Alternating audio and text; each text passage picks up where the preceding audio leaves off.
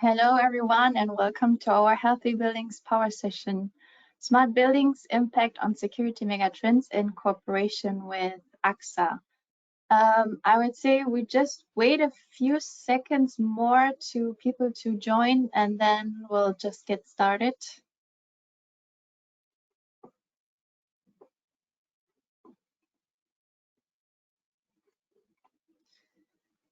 Okay, looking good. The numbers going up. So yeah, let's just go ahead. My name is Mariam. I'm a campaign manager for Johnson Controls in continental Europe, and I will be guiding you through today's session. So first of all, thank you very much for joining us today.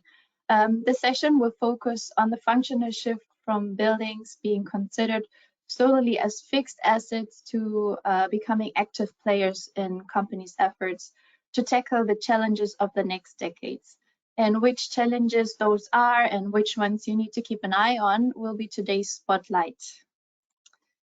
But first things first, so here are some housekeeping rules as usual. So first of all participants are muted. The session will be recorded, and afterwards we will send out the recording to you. So if you had to jump off or you want to show it with another colleague, you can watch the session again, of course, together with some insightful documents. You can ask questions in the chat. So if you look at your panel, there should be one box called chat. If you click on that, you can just type in your question into that box and send it to us. We will answer the questions at the end of the session when we have a dedicated Q&A with our experts. Also, one thing that I would like to ask you, at the end of the webinar, we will have a survey. So it would be really great if you can just take these 2 minutes to answer a couple of questions and give us your feedback on the session. All right, so today's speakers, we are very happy and excited to have Michael Roberts as our guest speaker today. Michael is the Chief Physical Security Officer for AXA Partners, which operate from over 75 offices globally, providing everything from roadside assistance to medical and security evacuation services. Prior to joining AXA, Michael was the Director of Crisis and Security Consulting and Control Risks in the Middle East, where he was responsible for the profitability and servicing of the company's commitments in a wide variety of industries. So thank you very much for joining us today, Michael. We appreciate that you give us your precious time. And from our side, from Johnson Controls, we have Mariana Duarte, our Smart Buildings and Digital Solutions Manager for Europe, as well as Horst Waldbauer, the Solutions Manager for the DACH region. We'll have a look at the agenda today. So what is coming up? First of all, we would like to give you an overview of the trends that are coming up, the security megatrends, and the importance of a building in our lives. Then we'll go over to the future of corporate security, where Michael will reflect on what the megatrends mean for us as security managers looking to the future, how the world will differ, what roles may become scarce, and what new roles might be created. After that, Horst and Mariana will continue with the deep dive into the megatrends on how smart buildings can support these challenges. And as said, at the end of the session, we will have a Q&A where you can ask your questions and our experts will answer. So before we get started, I would like to get your opinion. So with the advance of technology, there's a continuous development of equipment and solutions that allow data to provide added value to its users. So there will be a poll window popping up right now, and I would like to ask you to tick the answer that suits you the most. The question is, from the well-known technologies like video surveillance, access control, visitor management, building management systems, etc., how do you judge your systems are implemented nowadays?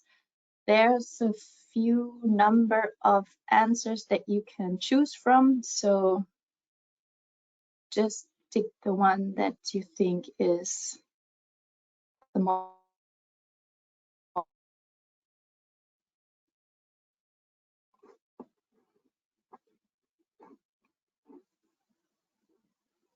Don't be shy, just click on it. It's totally anonymous, so we will.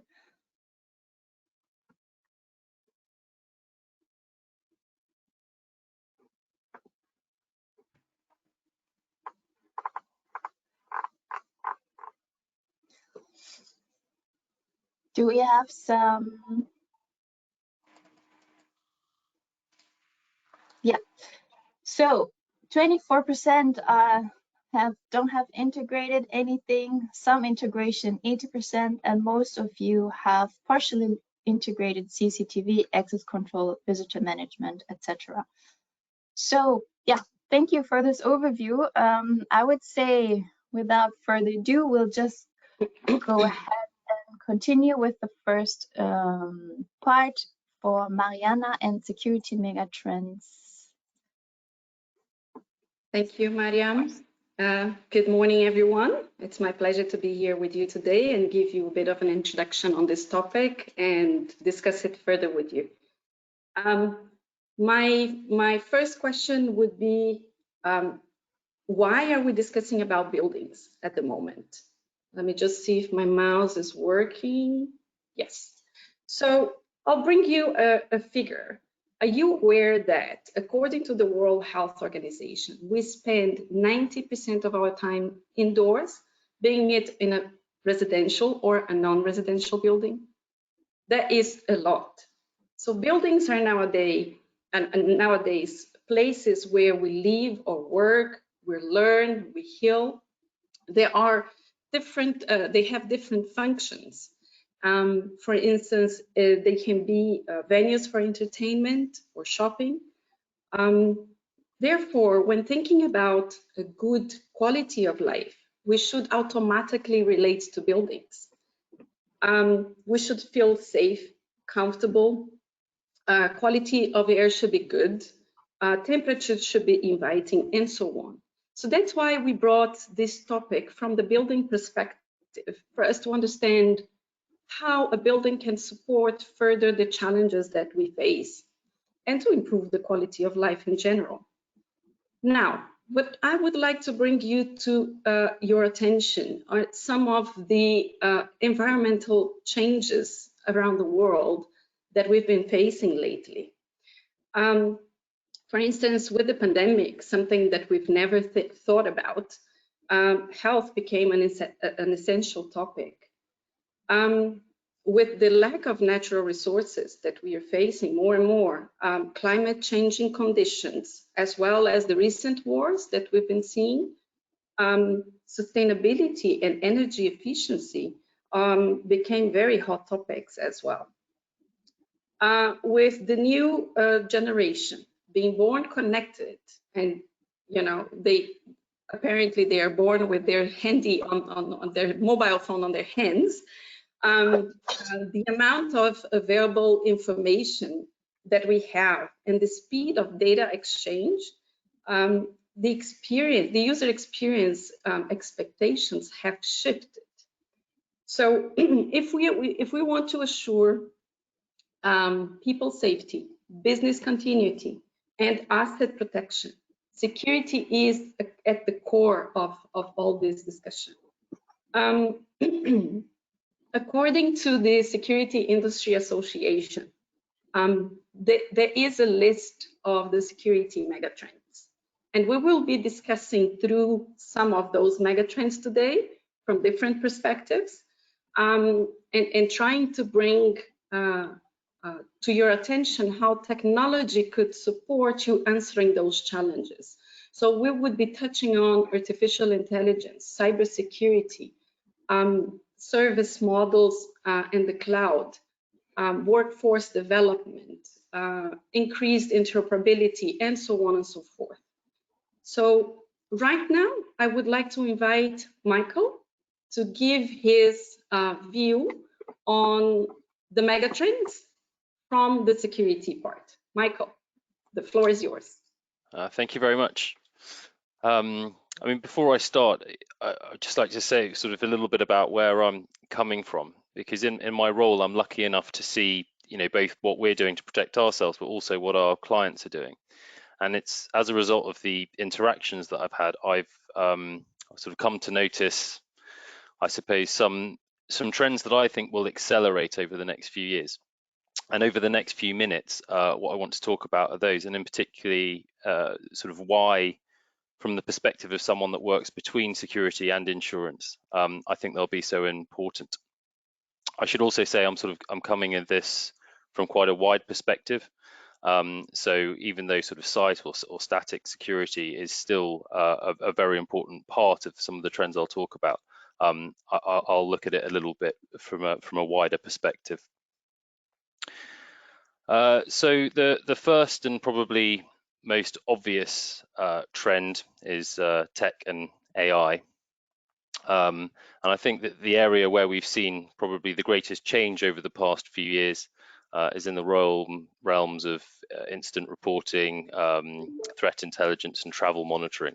So, gone are the days where vast networks of contacts and analysts are required to identify what's going on around the world and to get the most relevant information to clients. So now we see some of the biggest players in threat intelligence being effectively technology companies, and it's disrupted the industry, but in a very positive way.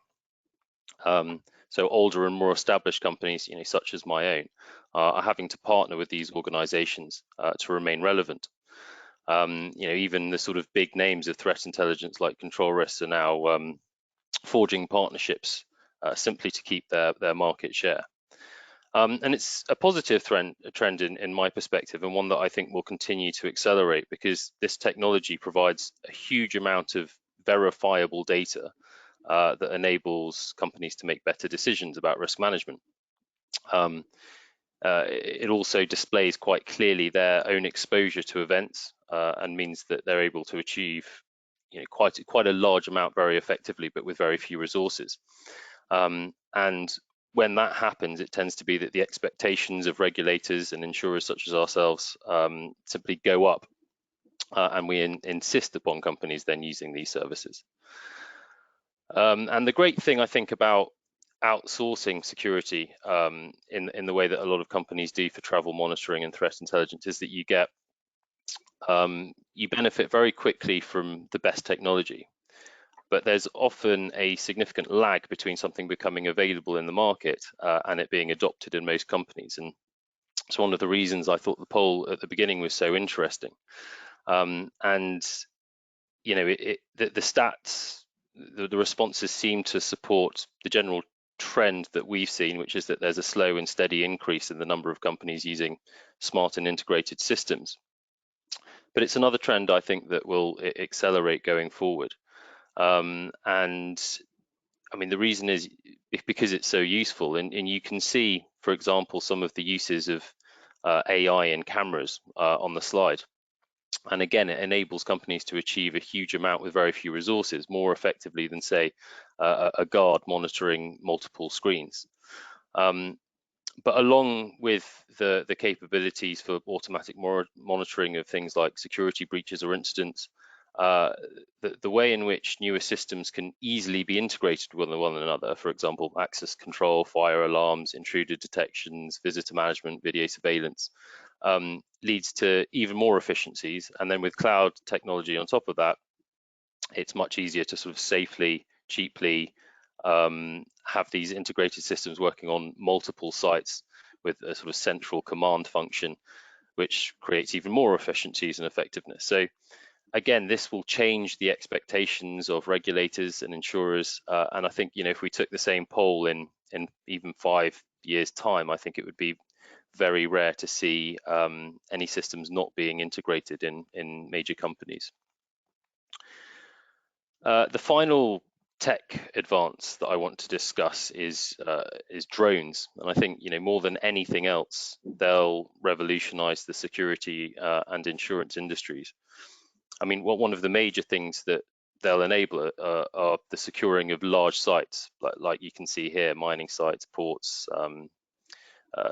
solar panel sites, and they can secure them very efficiently, even if there's very little surrounding infrastructure. And with the AI capabilities of the cameras and the cheap running costs of the drones, it's inevitable that I think drones will take over guards as the primary means of security at large outdoor sites. And this also enables insurers to better audit the ways in which these sites are protected. And for public services, say for the fire service, drones will be frequently used to determine the relative seriousness of emergencies so that they can better deploy resources. For medical services, they're already being used to deliver essential medicines. And I think it's also incredibly likely that in the future, the drones of private security companies will be used to track criminals and capture evidence until the police have sufficient resources and time to conduct an arrest. So all of this, I think, will be encouraged largely by financial institutions because it will mean more efficient protection and response. But companies, like mine, like insurers, are already using drones to fight against fraud.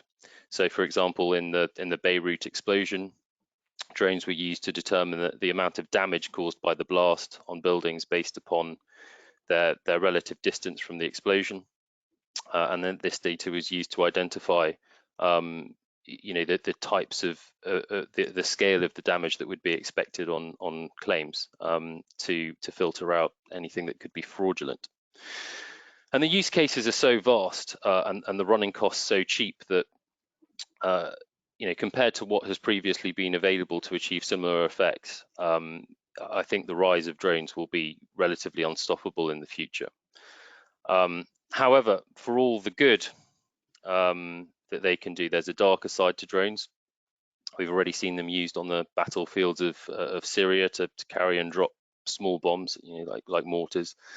They're being used quite a lot in Ukraine to determine the positions of troops, give accurate targeting information to direct weapons miles behind the front line, but also by advancing troops to determine the positions of their enemy and to plan better assaults.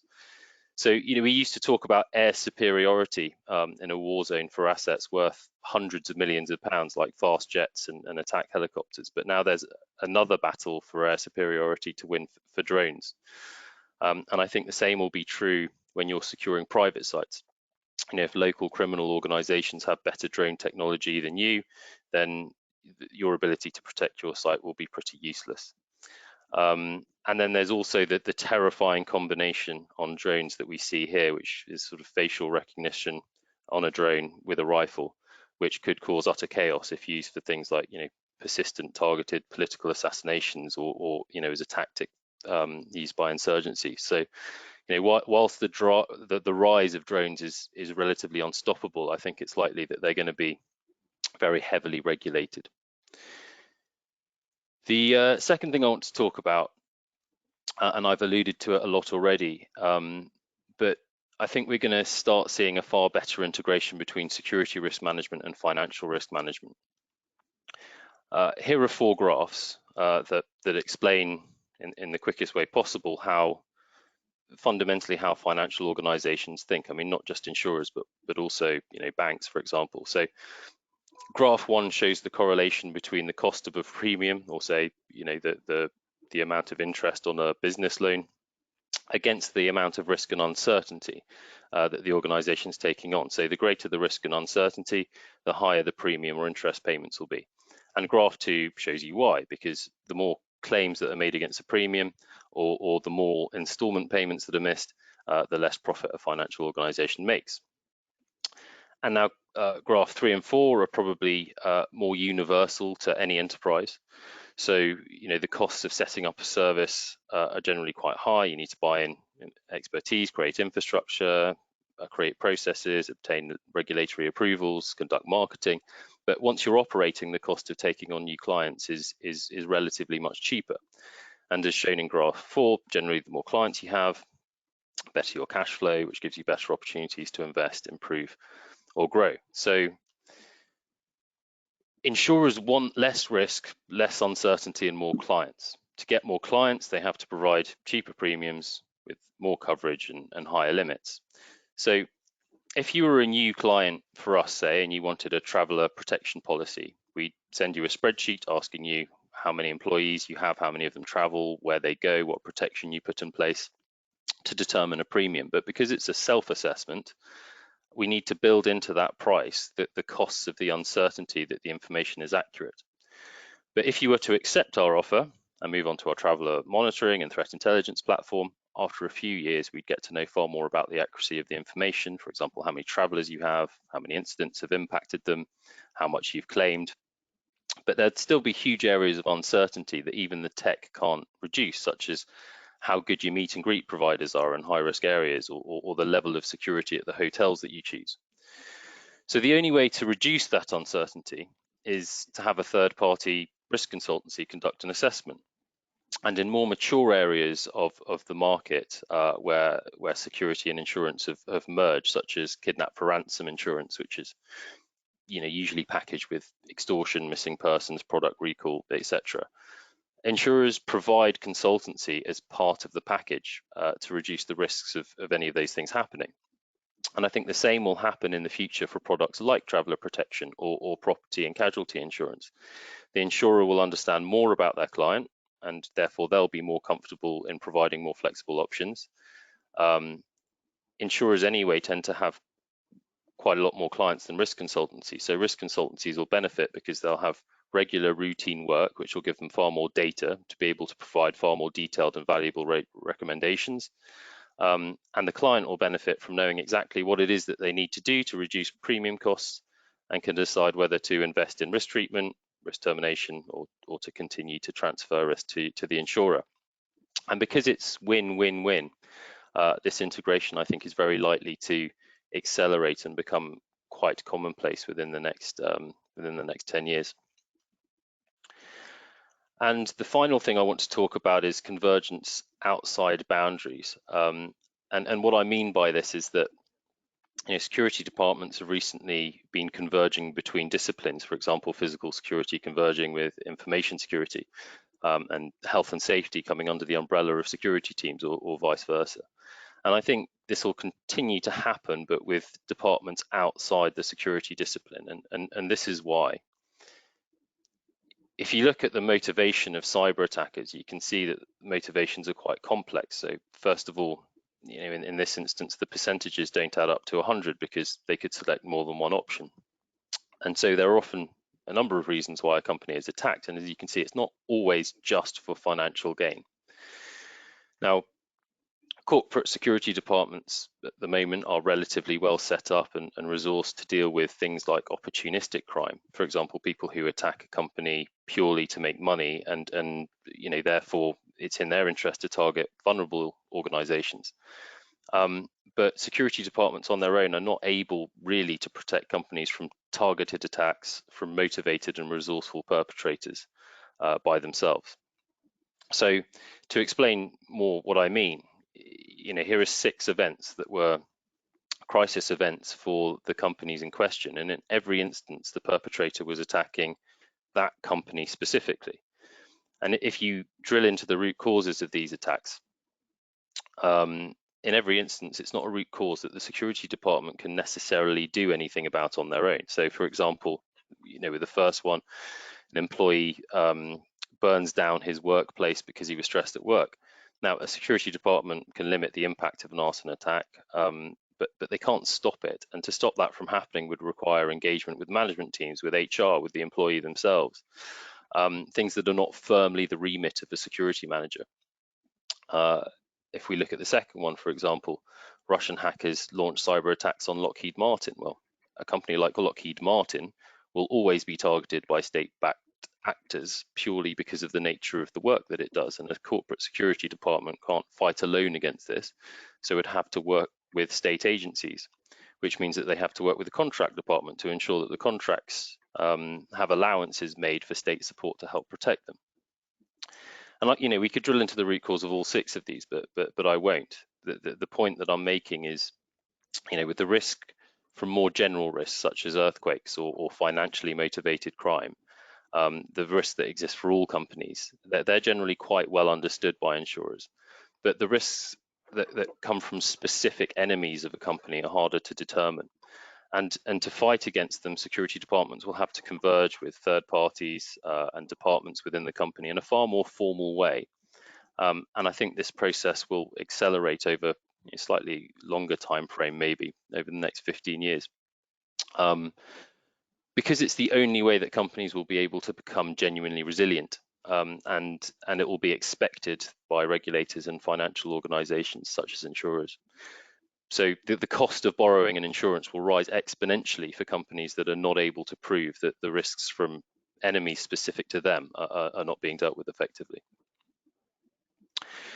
So that was that's the sort of rundown of the major trends that I can see accelerating into the future. I think we've got questions at the end, but until then, I will hand back over to Mariana. Thank you, Mike. Thank you. It was very, very interesting to see, the conversion of the topics and how somehow technology can support into the challenges that we have, also from the insurance perspective or from the insurer perspective. Now, I would like to go a little bit deeper on the technology part, and me and myself and Horst, we will explain to you a bit on the next points. And we heard from Mike a lot about conversion. Let me just see if my mouse is working. Just give me 1 second. Now, yes, okay. But what does that mean? Conversion of systems or integration of data and so on. When we look at a building, and in the past, the technology in the building, you would have a load amount of technologies, systems implemented. You would have a data network, you would have voice network, you would have a power management, a fire alarm, an HVAC control, audio visual, video distribution, access control, and all of that in the past have been implemented independently. So if you look at a building system, it would pretty much look like that. It was like a group of data, an amount of data that was not combined, and we can't really get much of because they are independently running in the building. But we heard that the challenges are shifting, and we are more and more looking for other goals. So in the future, we are asking technology to be more and more integration, to maybe look into this data and identify and measure risks that might happen. And then, so we would be looking at not anymore at how many people enter the door, but maybe the utilization of my building. We would be looking at improvement of internal processes. We would be looking at predictive security breaches. And for that, we would need all the data from these systems to be combined, so we can have interoperable buildings. So for instance, in the event of a fire, you have HVAC systems turned off. People are told to go to a specific side of the building or a specific exit of the building. Videos are turned on, and so on. So you basically start to have an environment around that building that can actually cooperate for the safety and security of the people inside, for instance, as an example. So more and more, we are taking this internal available data that we've been using and collecting, and it's been available there for so many years, and integrating it to take the best out of it. But we are not going to now look only at leveraging the data from inside the building. more and more we are going to be able to integrate data from the outside. So we can have weather conditions, we can have police reports. For instance, if there is a riot on the streets, down the streets of the building, that information can be brought to the system, and your employees or the people inside the building get the real-time information. So now this building starts using this massive amount of data and starts predicting people's and buildings' behavior, and it helps on how to manage the building, on how to support the people living in that building. Horst, now I want to hand over to you. Tell me how we can leverage this data with maybe artificial intelligence and get these outcomes that we are talking about. All right, very good. Thank you very much, Mariana. So yes, this massive amount of data is pretty difficult to handle individually by individual people. So artificial intelligence that is built into the different components is really helping advance that and bring that to the next level. Artificial intelligence built into levels like at the edge. You hear a lot more about that at the server and the cloud. So this huge amount of data is analyzed, those patterns identified, those responses automated, and alerts created lead to much higher efficiencies that can be applied within a building. And I'm not sure if my mouse is working. Okay, there we go. So AI representing the broader concept of we hear about deeper learning or machine learning, just leads to new information, more intelligent, safer, even cheaper and faster decision making. The advancement, for example, especially during, we learned that during COVID, facial authentication, the no touch has proven to be of really good use for some of those touchless solutions. Mentioned earlier by Michael, that the company's situational awareness, being able to understand immediately when something is wrong as opposed to days or weeks, a month later, really helps drastically improve the response rate and prevention and future escalation. So it helps mitigate risk, reduce false alarms, apply predictive maintenance, actually even foresee potential breaches and improve building efficiencies. So AI is more and more being built into every level of technologies, and there's lots more to come as we all continuously hear about. So moving on to, if this works now, I guess I have to wait a second. The outcome, towards integration or integrated system, also mentioned earlier. The upcoming challenges certainly require that integration and interoperability of systems. All right, here we go. So looking at systems of a building, there are several controllers, edge devices, servers. So systems are under the hub of a nerve center. The physical security information management system on site, or even soon to be in the cloud, as an overarching umbrella within the building, utilizing the data coming in from those various different systems from all over the place in the system. For example, this allows, in the case of security, to direct security staff or even maintenance crews, providing them with those priorities at hand. Much quicker response rates, less waste. This would also take much more resources, time, and delays if done with those siloed, separated past tense processes. Building space, energy management can be improved and creates best use of resources. Again, it highlights the importance of actually designing smart buildings more from the start. Now moving, on to the next, one of the next megatrends, with all this data being gathered and collected from all these various systems, data privacy becomes an important aspect of consideration. We know now, how many people are in a building, their behavior of the people, sometimes even personal identifiable information.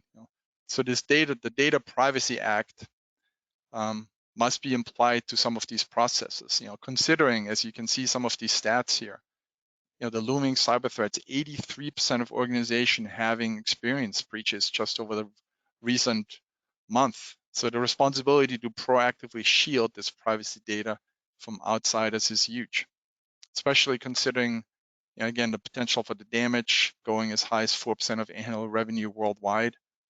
So this pressure really requires cyber and data security as a core component of platform development and technology development. Threats are coming from all levels, from IT, various operational systems, from the edge, from the user. There are many, many backdoors. So looking at a building life cycle as well, for example, with many old buildings, a building lasts 30 to 50 years, often much longer, especially with older buildings in Europe. So why is this important? Well, while keeping a physical building updated over time, the internal building technologies are much shorter. Those life cycles are much shorter. So that requires, frequent updates and managing. The upgrade of some of those legacy systems is often required. Smart integrated systems and solutions, need the cybersecurity updates as part of that infrastructure. So better risk management, services, continuous updates are needed to mitigate those risks. On solutions that monitor your system, identify anomalies. Monitoring systems, we talk about sometimes energy management systems nowadays, obviously critical, but how about monitoring the system for anomalies and for breaches and strange behaviors. So the protection of the privacy data, requires a lot of advanced solutions. So there's another way where the cloud can help bridge some of that gap. Zero trust networks require that every system, every entity have permission. So there's no trust without authentication first. Network monitoring systems, monitoring data flow from the entire building, from the various systems, from the networks, identifying those threats and component malfunctioning. Choosing the right global security partner there, is critical to understand and to work with. So to make that overall solution secure at every level. So bring this back now to you, Mariana, for the next key mega trend that is really becoming, taking on major steam as a service. Thank you, Horst. Thank you. Yes, so we heard from Horst again talking about integration of systems, about data analytics of big data, because now we are talking about analysis of a huge amount of system of data. We also heard about the need of having cybersecurity at all the levels in the building, being it on the OT, on the IoT, or on the IT level, and how we can do that with some of the technologies available. One interesting point, if we compare to the solution models that has been used in the past or have been used in the past, compared to what you can see in the market right now. In the past, we had typically investments were made upfront on IT, and you would talk about software licensing, but behind that you had a huge amount of costs that were basically CapEx, investment on hardware, on power, on physical security, disaster recovery, and cooling, and so on and so forth. So when talking about a software licensing of the solution that you were purchasing to support your business, we were talking about a license, but behind it there was a lot hidden. And that meant like normally a 5 to 6 figure range of investment that basically lasted, as Horst said, between 2 to 3 years and always needed to be updated. And that would mean a lot of amount of money that would have to be implemented on technology. So nowadays we're talking about a more or as a service license model, which what would that mean?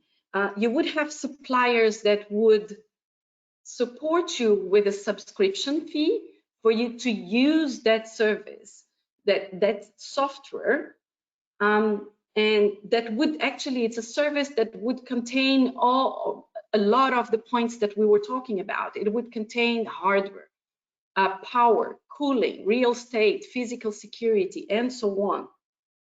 So you moved from a model where you had an upfront investment to a model where you have, where you have a consistent investment, bringing then what you call, what we called a CAPEX investment from the past to an OPEX. So we can look at it into different perspectives. So the first one being the financial, and I just mentioned now, shifting these operating costs from a CAPEX perspective to an OPEX perspective. That would mean a low initial investment, but as well, it would mean a long-term investment protection, because you work with suppliers that are assuring you a long-term technology is available. It's always updated, and you invest as it goes. From the technology perspective, you also have always the state-of-the-art solution that brings you to a lot of uptime against downtime.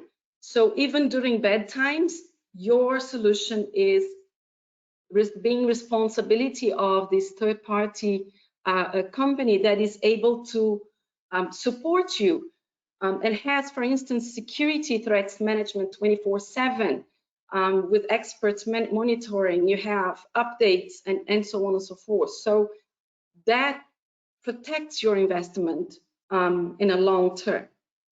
But not only that, so we talked about shifting from CAPEX to OPEX. We talked about security and long-term investment protection and security management improvement. But not only that, we have the human perspective. We can have, with that model, we automatically have a need for less manpower on premise. So that would support some of the workforce challenges that we have when talking about the security market. You also provide with that a better end user operator experience. So they can basically access the solution anytime, anywhere. Just take as an example, just a simple example, what we have nowadays in our houses. You can just install a camera and you are traveling and you can access the cameras from your mobile phone. So that, that gives you an idea, obviously, in a smaller environment, which is our houses, how that can bring more support to the human perspective of it. So that would be a bit of the as a service and how technology can support that. But I also would like to bring you to your attention another side of it. So we've been talking about integrating information, converging the data to get interesting outcomes on the security part. But I said as well at the beginning, buildings are a place where we live and work and spend like almost 90% of our time inside. So it should be a place for us to feel safe, inviting, comfortable, to have good experience, and as well to be sustainable. So nowadays, we do have some points that are bringing challenges in regards to energy efficiency and sustainability, especially here in Europe. There is a lot going on the directives and rules and regulations in each country, pushing a lot more for sustainable buildings, a lot more for decarbonization of buildings, a lot more for energy efficiency of buildings. So that is one side of the equation that we should not forget. By converging all of that data, what I want to say at the end is that we have all the data available. By converging all that data, we can have a view on sustainability, we can have a view on operational excellence, and we can have a view on user experience and safety. So we get all that we were talking about. We can get looking at these main drivers that we have within our corporation. So we start talking about indoor air quality, space occupancy. We have location manager. We can discuss about social distancing, wayfinding, parking booking, touchless solutions, and so on and so forth. So we are more and more talking at a broader level by integrating those data with security, cybersecurity solutions, protecting the data from the people living in the building, and so on. So, you know, that would kind of show you that we should look at the equation using these three drivers: user experience and safety, sustainability, and operational excellence. So now I would like to invite you to watch a 4-minute video where we as Johnson Controls kind of show you how we understand that smart buildings technology should work for you.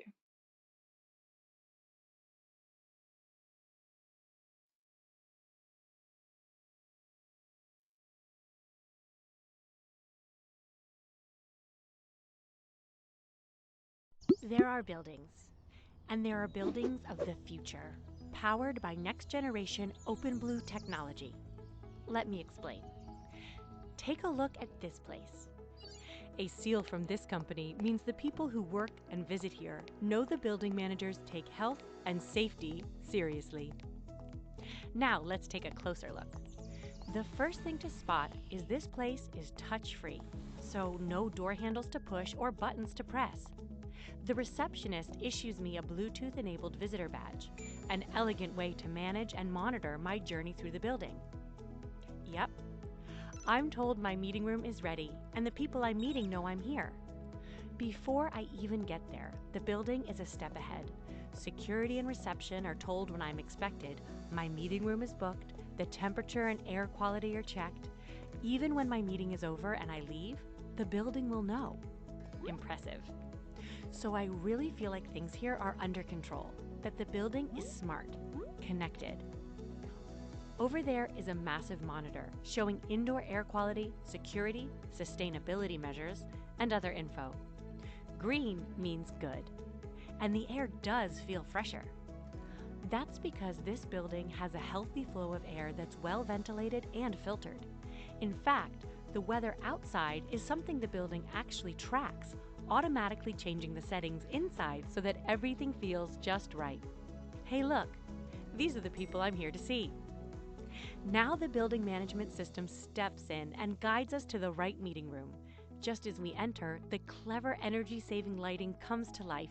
The room is ready, and there's coffee brewing. All of this technology makes me feel like I stepped into the future. I notice there's a high-efficiency air purifier in the corner. The room feels welcoming and fresh, and I breathe easier knowing extra clean air is being pumped into the space. The whole place feels safe, comfortable, and inviting. What a building! People who work in the building also have an app on their devices that lets them book a clean space that's ready to use and is safely away from others. Pretty neat, really. And over there, through the secure doors, is the facilities office. It's like a nerve center where important information from all over the building flows. Everything from room bookings, security settings, access records, temperature settings, even down to how many steps people are taking to get from one place to another and figuring out how to improve movement efficiency. Here, they're constantly monitoring everything with remote security, fire, and HVAC systems working away behind the scenes. Shooting the breeze with the building manager, I discovered their advanced security systems help them make quick decisions in real time. Truly amazing. But I wonder if this is all just a fad, a knee-jerk reaction to the last few years? Turns out, it's quite the opposite. The way the HVAC and energy systems are managed means that the building is costing a lot less to run and is using fewer resources to do it, all the while ensuring the air is clean and the spaces are safe. Healthy, secure, sustainable buildings enabled by OpenBlue aren't just for now.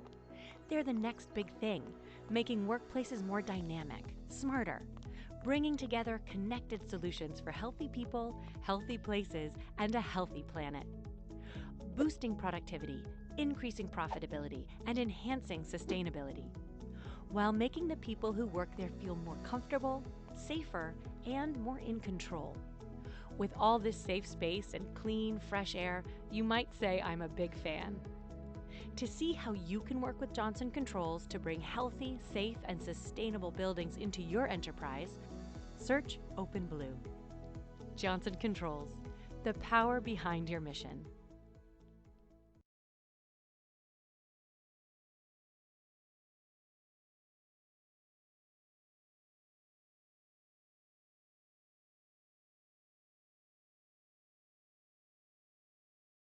Thank you. Marianne, that would be it. It's over to you. Yes, thank you very much, everybody. So just to wrap up, before we go over to our Q&A, we would like to get your opinion once more. So we'll have another poll, which is the last one for today. The same procedure as before, there will be a pop-up window coming up with the current changes on the environment around us and the new challenges discussed today. And in order to assure people's safety, what would you pick is the most applicable for you?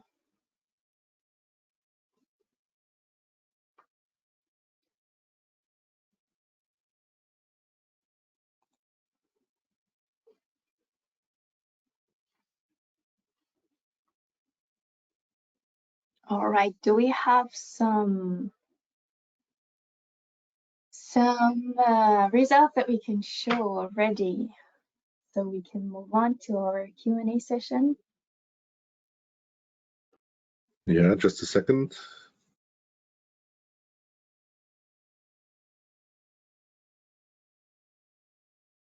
Just waiting for a few more results.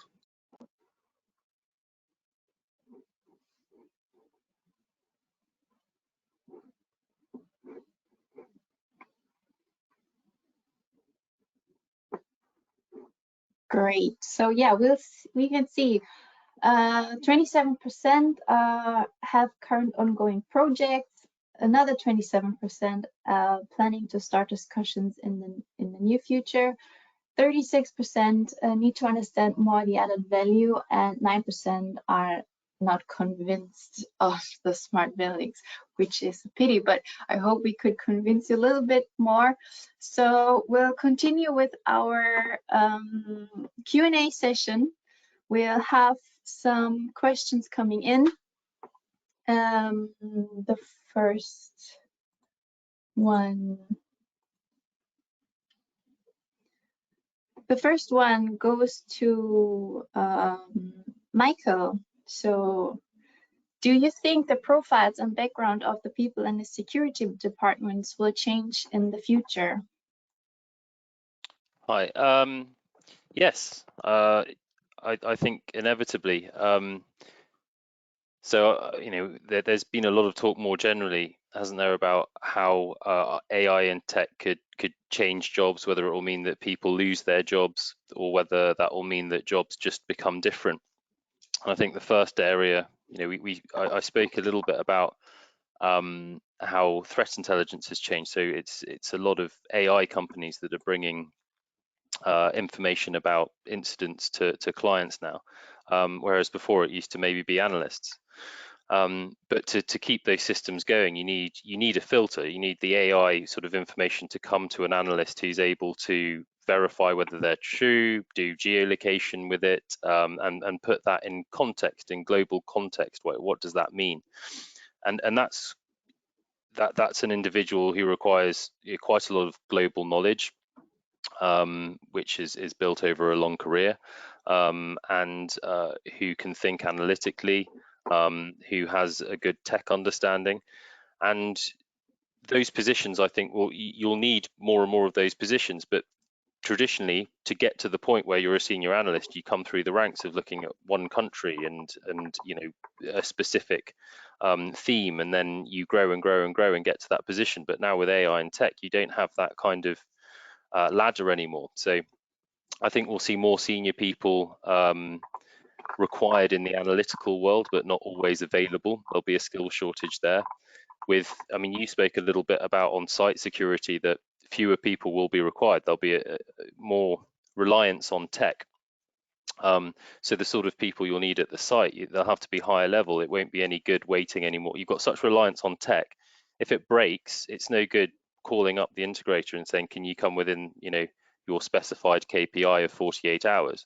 You need to fix it now. So you need a really tech savvy person on site who also has the ability to do the job of a guard, you know, through human processes and whatever. So you'll have fewer people on site security, but the ones you do have will be more skilled, I think. And then the last thing is, you know, the most senior person in the organization has a huge headache, because not only do they now have to integrate security into all of the various departments, but security seeping into the personal lives of employees. I mean, one of the things I put on my presentation was someone flirting with employees to try and to get access to their personal devices, and then, you know, you can use a personal device, for example, to ransomware all of their personal photos, and then to say to them, okay, if you want your photos back, I'm not asking for money, I'm asking for valid credentials to get to your company. So employees now being targeted just because they're employees of a company. So then you need to start thinking about, well, how do you protect private devices of employees? With home working, how do you protect the equipment you put into people's homes and still make sure that they're, you know, they're dealing with data securely? Are you going to have to put alarms on your employee's house now? So there's a huge amount to think about for the most senior person in the organization, and because their roles and formal remits will spread around, I think it's going to be, first of all, a far more difficult job, if that's even possible, but also one that'll be more senior. So if CSOs aren't in the board of directors now, I think more will be in the future. And if not, they'll promote far more regularly into positions like chief operations officer that are. So I think it removes the glass ceiling for senior security professionals, but it does mean that their workload and remit will expand hugely going forward. Yeah. Thank you, Mike. I can see that there are some hand signs in the audience. So if you have a question, just put them in the chat box and then we'll answer them. I have one other follow-up question, I guess, to you, Michael.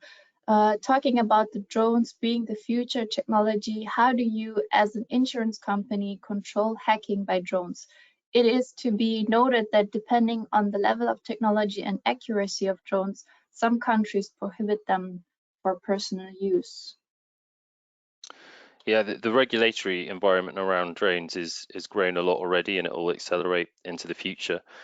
And you know, in some countries, that regulatory environment has already seeped into how you can communicate with drones. Obviously, we've already seen huge issues with personal drones being used around airfields, and it stops air traffic. So whilst they're going to be incredibly useful in the future, there are going to be huge limitations, and I think one of those limitations will be, well, how can you stop them being hacked? How can you ensure secure comms always to the drone? And yeah, as with all sorts of things, you know, even going to the point of military hardware and software, it's just a matter of keeping ahead technologically from the enemies. And the only way to enforce that is for regulators to say you always have to have this sort of spec of communication data. So regulations, it will become more difficult, I think, for a personal person just to use their drone. I think we'll see far more drones, but they'll all be operated by very regulated end users, specifically to try and stop things like, you know, getting hacked into drones, or for using them for more malicious purposes. I think that'll have to be the case. So more drones, but unfortunately fewer drones that are just toys. All right, thanks. So Unfortunately, we've actually already reached the peak of the hour. I would like to just have another question. We still have a few ones coming, but I think the others we will answer in our follow-up email. But maybe just one more to close the session. The video seems to have a major focus on energy efficiency management and BMS integration, having the AI solutions be implemented as part of the BMS. How much in percentage would the AI solution added the existing projects with LEED and EDGE certified buildings? I would give this question to Mariana or Horst. Thank you. I can take that one, Mariam. In some sense, when we talk about the BMS, normally the BMS is an on-premise solution, and so it manages the building. And when we talk about the solution that come on top of that, it is where let's say the main analytics is done, which is done on the cloud. But we do have artificial intelligence at different levels. So we do have artificial intelligence being integrated in some security products. So within that solution, we do have big data analysis on BMS. So we actually have it throughout the solutions. So what I can tell you, I'm not sure if I got the answer correctly, but we do have artificial intelligence throughout the building in all the solutions. Great. I hope we could answer that question. And as said, we still have a few others, but as we are reaching already the peak of the hour, as said, we will answer your questions in our follow-up email. I hope that you guys had a very interesting and insightful session. Thank you again very much to Mike to support us with this, and thank you for your time and your insights on this topic. Also, of course, thank you for Mariana and Horst. Yeah, we hope you guys had a good session. There will be some more coming up, so keep an eye on that. I hope we will see you there again soon. And for now, have a good lunch, I guess. And thank you. Thank you. Thank you, Miriam.